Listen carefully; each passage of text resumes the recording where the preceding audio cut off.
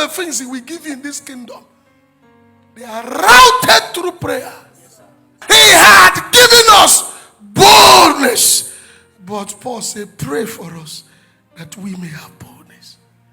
So you have what has been given through prayer. You don't receive because you don't ask. Not I don't give because you don't ask. There is difference between giving and receiving. Watch this. Take. Did I give her money? No, did I give her money? Yes, I gave her money. But can she use this thing? What will she do? She has to go to bank and cash it. So for this thing I gave her to be usable, she needs to visit bank. You don't pray is why you don't receive.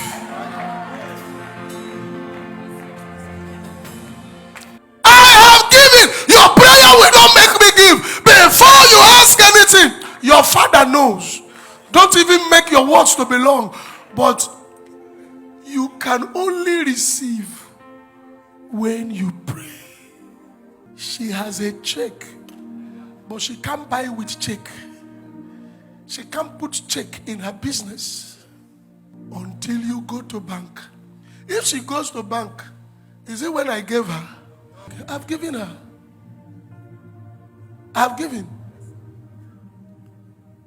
But the reality of it is in the bank.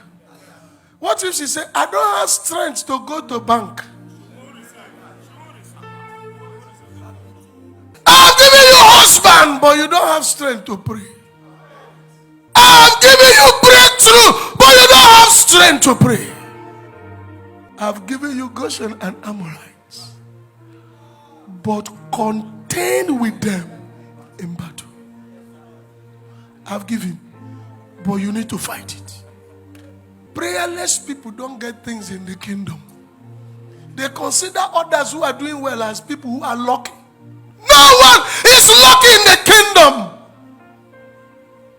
We reign and rule by principle. You don't joke with your kidney and your liver. Prayer is like your kidney and your liver. Prayer is like water for fish. What water is to fish is what prayer is to a believer in the kingdom. If a believer can know how to pray, hey, kingdom man, you're already in the kingdom, but you need to know how the kingdom works. There's no excuse for it. If they are holding you, if witches and wizards say nobody will rise in your family, if there is somebody that can pray there, if they are far, you will not rise. You know how many persons that are far for us? That's why we don't joke with neology.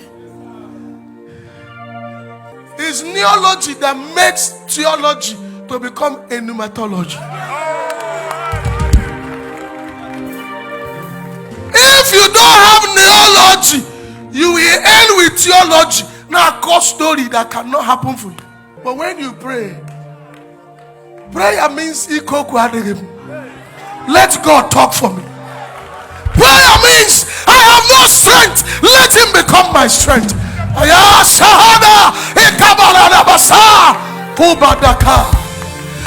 did he die and you are still living like the relationship has not been restored? You are still running your life, giving excuse to prayer as though the death of Jesus didn't restore you back to God. He has restored you back to God, but God is still looking for you in the place of fellowship. God is still saying, Adam, where are you? God is still calling, Emeka, Emeka, where are you? And you are crying, things are going wrong. God is saying, these things are things I can fix on your knees now. Oh, my son, get on your knees. That's why he keeps sending people to preach messages, like I'm preaching now, to remind you how the kingdom functions. Witches and wizards go to meeting in the midnight. You are the only one dozing off. That's why you are sleeping, your business is sleeping. That's why you are sleeping, your destiny is sleeping. That's why you are sleeping. What belongs to you have been hijacked in the spirit. Do you know this life is more spiritual than physical? First day Daniel prayed, he was answered. But it took 21 days to arrive, even though it was the old covenant. Are you aware there are powers? Are you aware that some people do hand like this, somebody will lose pregnancy? Are you aware certain accidents, they are demonic projected? Are you aware before something happened in the physical, it happened in the spirit? As I'm talking to you, there are people, they have been mapped out to die.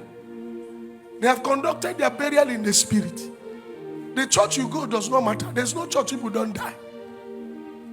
You need to be in touch. Wake up! You can have a better life. Major on the major and minor on the minor.